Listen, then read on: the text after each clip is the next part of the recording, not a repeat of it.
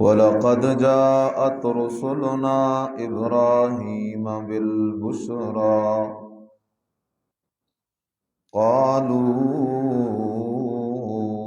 سَلَامًا قَالَ سَلَامٌ فَمَا لَبِثَ أَنْ جَاءَ بِعِجْلٍ حَنِيذٍ فَلَمَّا رَأَى أَيْدِيَهُمْ لَا تَصِلُ إِلَيْهِ نَكِرَهُمْ وَأَوْجَسَ مِنْهُمْ خِيفَةً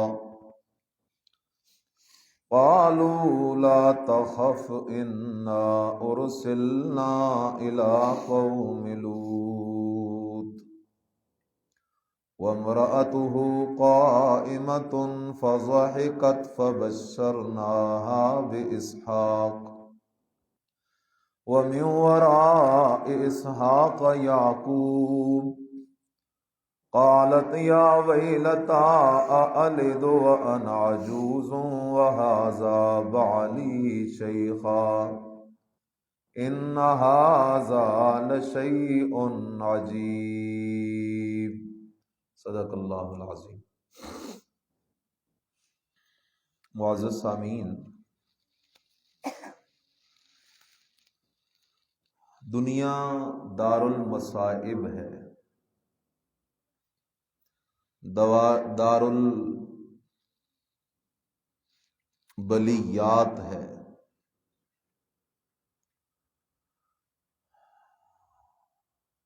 ہر انسان کسی نہ کسی پریشانی، غم، دکھ، تکلیف کا شکار ہے،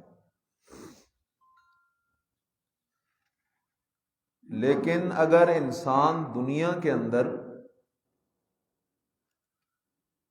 سچا ابراہیمی، سچا حنیف، سچا محمدی، نبیوں کو صحیح معنوں میں ماننے والا اور ان کے نقش قدم پہ زندگی گزار کے چلا جائے تو موت کے بعد انسان کو سر درد کے برابر بھی تکلیف کا سامنا نہیں ہوگا۔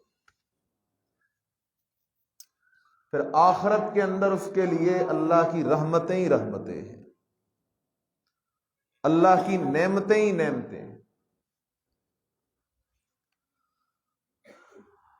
امام الانبیاء علیہ الصلوۃ والسلام کا فرمان ہے، اشد الناس بلاء الانبیاء ثم الامثل فالامثل۔ آپ علیہ السلام فرما رہے ہیں کہ دنیا میں سب سے زیادہ تکلیفیں جن لوگوں پہ آتی ہیں وہ انبیاء کی جماعت ہے۔ ذرا دیکھو نا نوح علیہ السلام کی زندگی کو،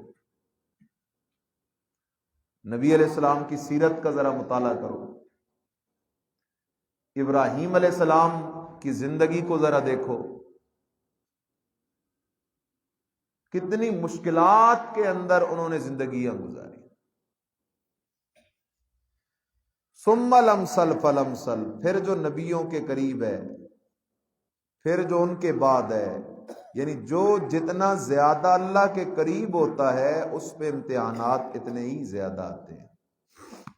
یہاں ایک فائدہ سمجھ لو، بات یہ ہے کہ اگر انسان کا عقیدہ صحیح ہو، عقیدے میں شرک نہ ہو، اور صحیح عقیدے کے بعد، مومن ہونے کے بعد اس پہ جو تکلیف آتی ہے، اس پہ جو مصیبت آتی ہے، اللہ ہم سب کو محفوظ فرمائے، وہ تکلیف اور مصیبت اس کے درجات کی بلندی کا ذریعہ بنتی ہے۔ لیکن اگر ایک شخص کا عقیدہ ہی ٹھیک نہیں، عقیدے میں شرک ہے، ہندو ہے، سکھ ہے، یہودی ہے، مجوسی ہے، قرآن کا باغی ہے، اس پہ جو تکلیفیں آتی ہیں وہ اللہ کی طرف سے عذاب ہوا کرتا ہے۔ جس طرح قرآن میں اللہ نے کئی قوموں کا تذکرہ کیا، فلاں قوم پہ عذاب، فلاں قوم پہ عذاب، فلاں قوم پہ عذاب۔ بہرحال تو آخرت کا جو سکھ ہے، آخرت کی جو راحت ہے، آخرت کی جو لذتیں ہیں یہ کیا اس طرح بیٹھے بیٹھے مل جائیں گی؟ نہ، بلکہ اس کے لیے تیاری کرنے کی ضرورت ہے۔ اب آخرت کے لیے تیاری کیسے کریں؟ اس کے لیے کوئی اصول، کوئی دستور، کوئی قانون، کوئی قاعدہ اللہ تعالیٰ نے قرآن مجید کے اندر مختلف انداز سے یہ باتیں سمجھائی ہیں۔ اللہ اکبر۔ آپ آ جائیں سورہ بقرہ آیت نمبر 25 پہ ذرا۔ بسم اللہ الرحمن الرحیم۔ وَبَشِّرِ الَّذِينَ آمَنُوا وَعَمِلُوا الصَّالِحَاتِ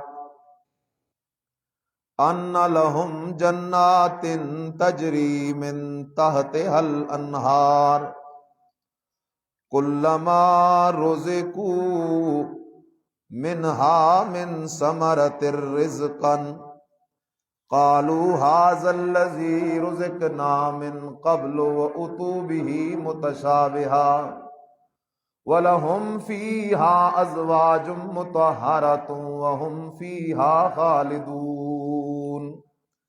اللہ کہتے ہو میرے بندو، کچھ لوگ ایسے ہیں میں اللہ ان کو ایسی جنت کی بشارت دے رہا ہوں، تجری من تحت الانہار، کہ ان باغات کے اردا گردا نہریں جاری ہوں گی، دودھ کی نہر، شہد کی نہر۔ کلما رزقوا منہا من ثمرۃ الرزق، وہ ایسی جگہ ہے جہاں جب بھی ایک پھل دیا جائے گا رنگ تو وہی ہوگا، اس پھل کی صورت تو وہی ہوگی، لیکن جب وہ پھل کھایا جائے گا ہر دفعہ ذائقہ مختلف ہوگا۔ وَلَهُمْ فِيهَا أَزْوَاجٌ مُطَهَّرَةٌ، اور ادھر بیویاں ہوں گی مطہرہ، پاک صاف۔ اللہ اکبر۔ اور وہ انعام بھی ہمیشگی کا ہے، لیکن ملے گا کہ نہیں؟ فرمائے بشر الذین آمنوا وعملوا الصالحات، دو کام کرنے والے لوگوں کو اللہ کہتا ہے میں جنت میں ٹھکانہ دوں گا۔ دو کام۔ پہلا کام آمنو، عقیدہ خالص۔ دوسرا کام وعملوا الصالحات، عمل خالص۔ عقیدہ خالص یہ کہ اس میں شرک کی ملاوٹ نہ ہو، عمل خالص یہ ہے کہ اس میں بدعت کی ملاوٹ نہ ہو۔ عقیدہ خالص یہ ہے کہ شرک نہ ہو، عمل خالص یہ ہے کہ بدعت نہ ہو۔ اس لیے مشرک پر اللہ نے جنت کو حرام کر دیا ہے۔ اگر وہ نوح علیہ السلام کا بیٹا بھی ہو لیکن ہو مشرک، ابراہیم علیہ السلام کا باپ بھی ہو لیکن ہو مشرک، نبی علیہ السلام کا چاچا بھی ہو لیکن ہو مشرک، نوح علیہ السلام کی بیوی ہو لیکن ہو مشرکہ، لوط علیہ السلام کی بیوی ہو لیکن ہو مشرکہ۔ جس کے عقیدے میں شرک ہے، چاہے وہ نبی کا بیٹا کیوں نہ ہو، نبی کا باپ کیوں نہ ہو، نبی کی بیوی کیوں نہ ہو، اللہ نے مشرک پہ جنت کو حرام کر دیا۔ اس لیے میرے عزیز، اگر ہم چاہتے ہیں کہ آخرت کے لیے ہم صحیح معنوں میں کامیاب ہو جائیں، اس کے لیے قانون سمجھ۔ میں نے سورہ ہود کی آیتیں پڑھی ہیں، وہاں ابراہیم علیہ السلام کا تذکرہ ہے، لیکن اس سے پہلے ایک بات سمجھ لے، نبی علیہ السلام کے زمانے میں 4 فرقے، 4 جماعتیں تھیں۔ ایک یہودی، دوسرے عیسائی، تیسرے مشرکین مکہ، اور چوتھی جماعت نبی علیہ السلام کے صحابہ کی جماعت تھی۔ 4 جماعتیں تھیں۔ اب چاروں کے عقیدوں کو ذرا مختصراً سن لیں۔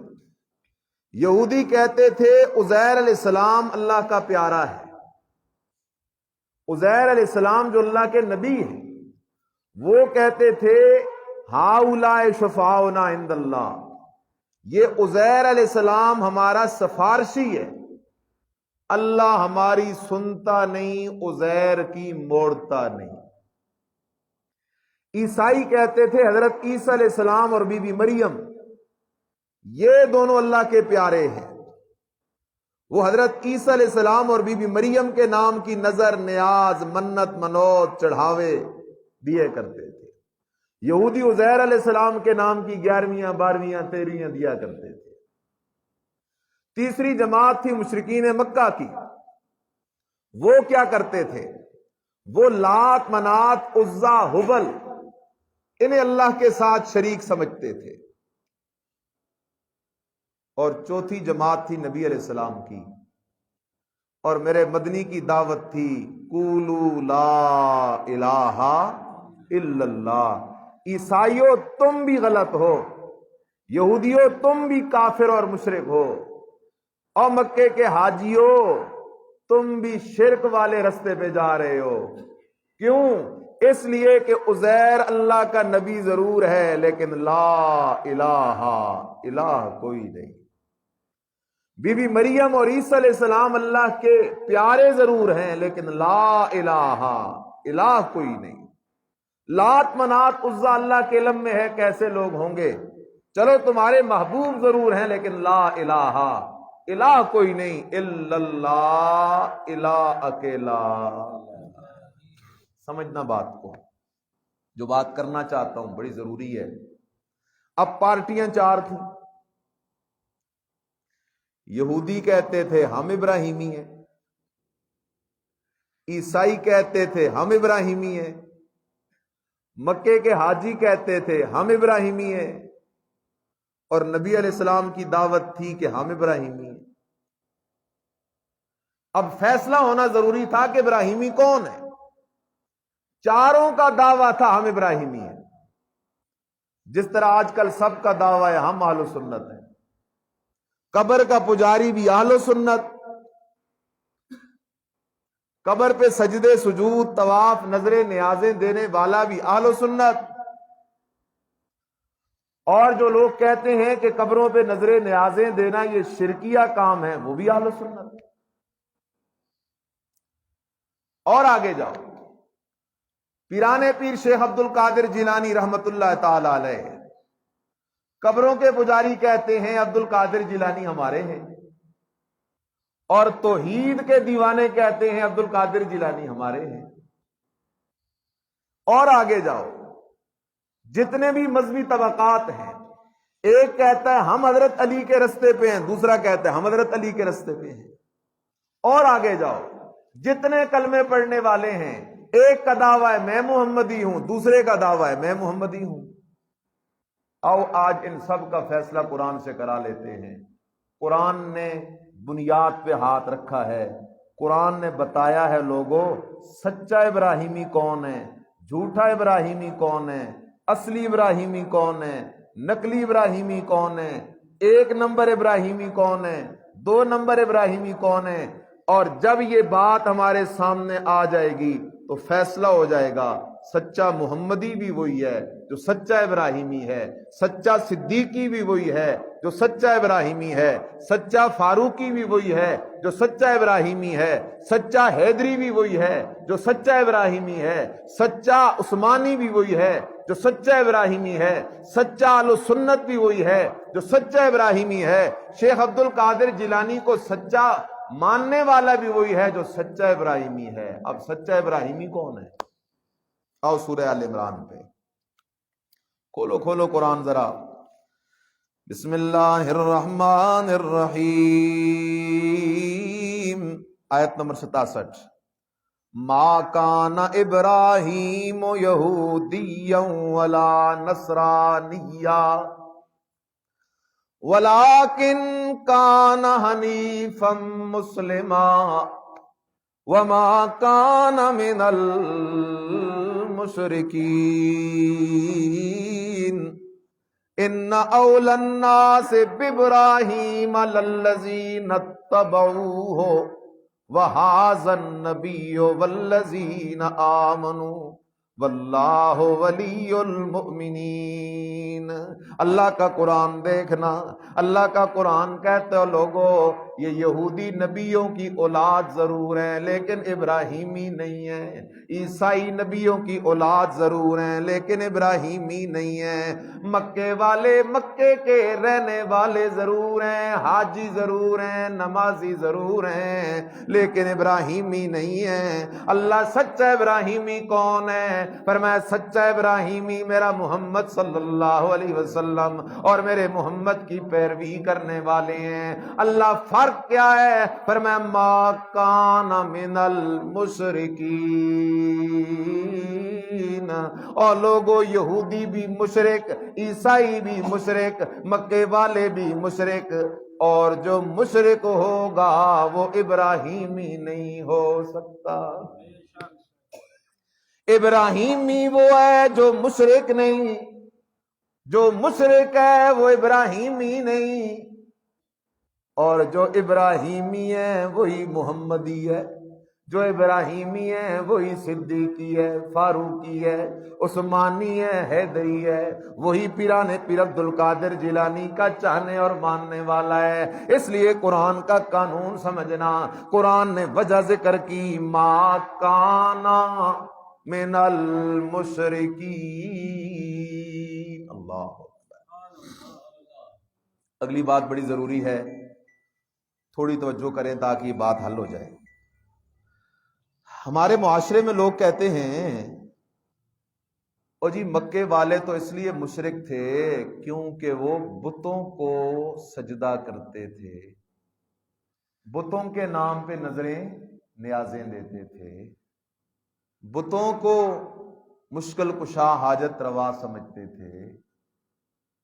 لیکن ہم تو بتوں کو نہیں پوجتے، ہم تو یہ نظریں نیازیں منت منوت چڑھاوے 11ویں 12ویں سجدے سجود طواف ہم تو بتوں کے لیے نہیں کرتے، ہم تو اللہ کے پیاروں کے لیے کرتے۔ وہ تھے مشرک کیونکہ اللہ کے ساتھ بتوں کو شریک سمجھتے تھے، اور ہم مشرک نہیں، ہم عاشق ہیں کیونکہ ہم بتوں کو اللہ کے ساتھ شریک نہیں سمجھتے، ہم تو اللہ کے پیاروں کے متعلق کہتے ہیں یہ مشکل کشا ہیں، یہ داتا ہے، یہ دستگیر ہے، یہ گنج بخش ہے، یہ کھوٹی قسمتیں کھڑی کرنے والا ہے، یہ بیڑے پار لگانے والا ہے، یہ کئی کام کر لیتا ہے، کئی کام اللہ سے کروا لیتا ہے۔ رستہ نکالا نا۔ لیکن میری بات یاد رکھو، کائنات میں جب سے شرک کی ابتدا ہوئی اس دن سے لے کر آج تک جتنے بھی مشرک گزرے ہیں، سب مشرکوں نے اللہ کے ساتھ اللہ کے پیاروں کو شریک کیا ہے۔ ہاں، ود سوا یغوث یعوق نصر، نوح علیہ السلام کی قوم والوں نے ان کے نام کی نظریں نیازیں شروع کی۔ یہ کون لوگ ہیں؟ امام بخاری کہتے ہیں اسماء و رجال صالحین من قوم نوح، یہ نوح علیہ السلام کی قوم کے 5 پہنچے ہوئے بزرگ تھے۔ آگے آؤ، عیسائیوں نے حضرت عیسیٰ علیہ السلام بھی مریم کو شریک ٹھہرایا۔ نعوذ باللہ، یہ کوئی بت تھے؟ ایک اللہ کا نبی، دوسری اللہ کی ولیہ۔ آگے آؤ، یہودیوں نے عزیر علیہ السلام کو شریک ٹھہرایا جو اللہ کا نبی ہے۔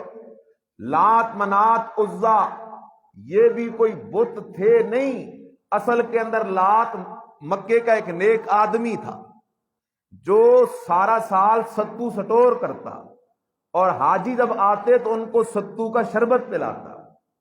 اسی طرح منات، اسی طرح عزا ایک فقیرنی تھی، جب وہ مر گئے تو ان لوگوں نے ان کے نام پہ بت بنا لیے۔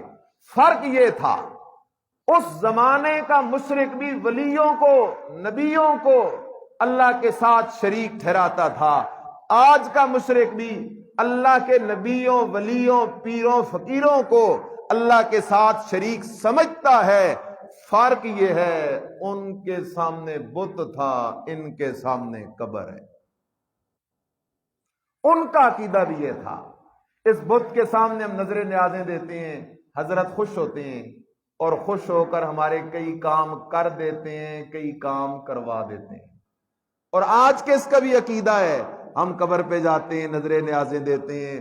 بھینس نے دودھ دینا شروع کیا ہے، بھینس کا پہلے ہفتے کا دودھ بابے کی قبر پہ نہ دیا تو بھینس دودھ دینا چھوڑ دے گی۔ دکاندار دکان ڈالتا ہے، کہتا ہے پہلے دن کی جو آمدن ہے وہ میں نے بابے کے نام پہ نہ دی تو گاہک آنا چھوڑ دیں گے۔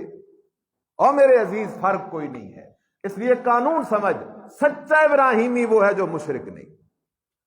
ذرا اب قرآن کی سیر کر، سورہ ہود پہ آ جا۔ وَلَقَدْ جَاءَتْ رُسُلُنَا إِبْرَاهِيمَ بِالْبُشْرَى، اللہ کا نبی حضرت ابراہیم علیہ السلام بیٹھا ہے اپنے گھر کے اندر، اپنی خانقاہ پہ، اپنے ڈیرے پہ بیٹھا ہے۔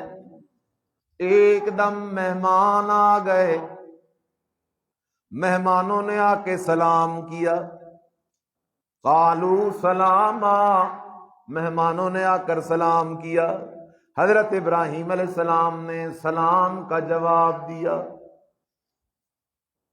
اللہ اکبر۔ میرے عزیز چلتے چلتے مسئلہ سمجھ ذرا، سلام کہنا مسلمان کو سنت ہے، کوئی مسلمان سلام کہے اسے جواب دینا ضروری ہے، لیکن سمجھ تو صحیح نہ یہ سلام ہے کیا؟ جواب یہ ہے کہ یہ سلام دعا ہے۔ میں آپ کو کہتا ہوں السلام علیکم ورحمۃ اللہ، تم پہ اللہ کی طرف سے سلامتیاں نازل ہوں، اللہ کی طرف سے رحمتیں نازل ہوں۔ میں نے تمہیں دعا دی، تم نے آگے سے کہا وعلیکم السلام ورحمۃ اللہ وبرکاتہ، اے ہمارے بھائی آپ پہ بھی سلام ہو، رحمت ہو، برکت ہو۔ اور میرے عزیز یاد کرنا سلام دعا ہے۔ حدیث مبارکہ کے اندر آتا ہے ایک بندہ سوار ہے، سوار کو چاہیے کہ پیدل کے اوپر سلام کرے، ایک بندہ پیدل جا رہا ہے، اسے چاہیے کہ بیٹھے ہوئوں پہ سلام کرے، آنے والے کو چاہیے کہ مجلس پہ سلام کرے، جب گھر جاؤ تو گھر والوں پہ سلام کرو۔ سلام کی بڑی برکات ہیں، اس لیے کہ ہر وقت ایک دوسرے کو سلام کرتے رہو، ایک دوسرے کے لیے سلامتی کی، رحمت کی، برکت کی دعائیں کرتے رہو۔ جیسا کہ حدیث مبارکہ میں آتا ہے جب تم قبرستان جاؤ تو قبرستان والوں کو سلام کہو۔ کیسے کہو؟ السلام علیکم یا اہل القبور، السلام علیکم یا اہل الدیار، انتم سلفنا نحن بالاثر۔ وہاں جا کے قبرستان جا کے سلام کرتے ہو، کیا مطلب ہے؟ بعض لوگوں کا دماغ خشک ہوا نا، انہوں نے کہا ہم قبرستان جا کے جب سلام کہتے ہیں نا تو مردہ سلام سنتا ہے جی۔ حالانکہ یاد رکھو قبرستان جا کے جب ہم سلام کرتے ہیں تو سلام اونچی آواز میں نہیں کرتے بلکہ آہستہ آواز میں کرتے ہیں۔ جو بندہ ہمارے ساتھ قبرستان جا رہا ہوتا ہے عموماً اسے بھی پتہ نہیں چلتا، اب جو ہمارے ساتھ زندہ کھڑا ہے وہ تو ہمارا السلام علیکم یا اہل القبور نہیں سن رہا، قبر میں جو مردہ پڑا ہے وہ سن رہا ہے، تو پھر مردہ تو بڑے کمال کا ہوا، اس مردے کو بندہ باہر نکالے، اس زندے کو بندہ اندر کرے۔ عقل کے خلاف عقیدہ ہے، اس لیے میرے عزیز خیال کر، بنیاد سمجھ۔ حضرت شاہ ولی اللہ صاحب رحمہ اللہ تعالی فرماتے ہیں جب زائر جا کے قبرستان والوں پہ سلام کرتا ہے تو سلام زائر بر میت دعا است، تو زائر کا یہ سلام میت کے لیے ایک دعا ہے۔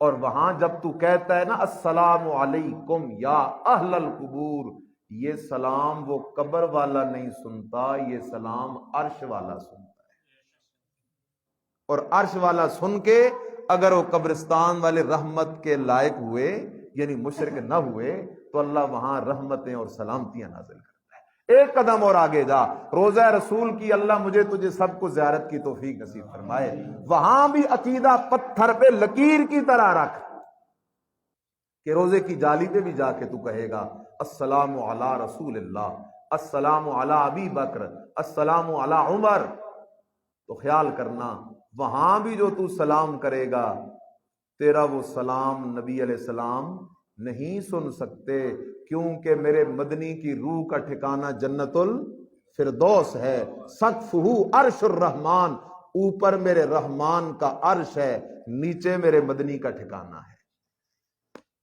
عقیدہ بڑا سیدھا سا ہے، اس لیے خیال کر دھوکہ نہ کھانا۔ اب ہم کیوں کہتے نہیں سنتے؟ ہماری کوئی ضد ہے؟ نہ، قرآن کا مسئلہ ہے۔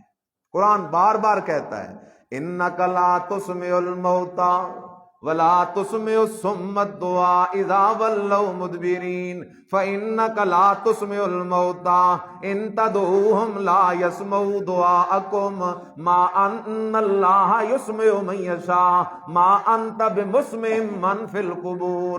قرآن تجھے مجھے سمجھا رہا ہے، او میرے بھائی، اللہ کا نبی ہے عزیر علیہ السلام 100 سال کا عرصہ موت کی وادیوں میں گزار کے آیا ہے۔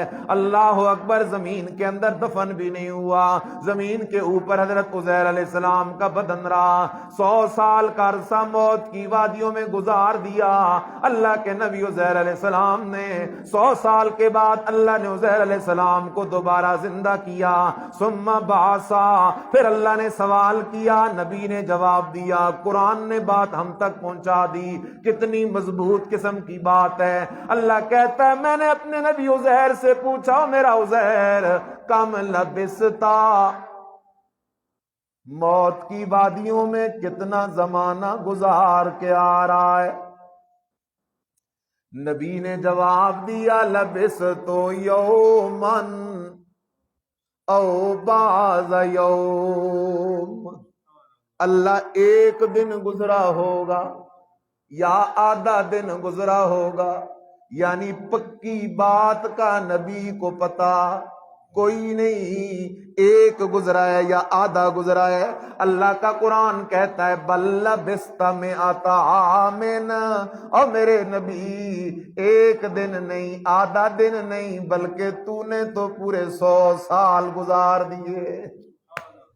نبی کا بدن تھا بھی زمین کے اوپر، لیکن نبی نے نہ دن دیکھا نہ رات دیکھی، نہ آواز سنی، نبی نے نہ زمانے کے بدلنے کے حالات کی خبر پائی۔ اس لیے میرے عزیز یاد رکھنا، موت نبی پہ آ جائے تب بھی، ولی پہ آ جائے تب بھی، موت نام یہ کہ روح بدن سے نکل جاتی ہے، اور موت کے وقت جب روح بدن سے نکل گئی، قیامت سے پہلے دوبارہ لوٹ کے بدن میں نہیں آئے گی۔ اللہ قالوا سلاما، ابراہیم علیہ السلام نے سلام کا جواب دیا۔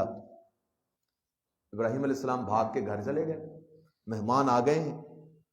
حضرت سارہ اپنی بیوی سے کہتے ہیں سلام اللہ علیہا، سارہ جلدی کرو، کھانے کا بندوبست کرو، مہمان آ گئے ہیں۔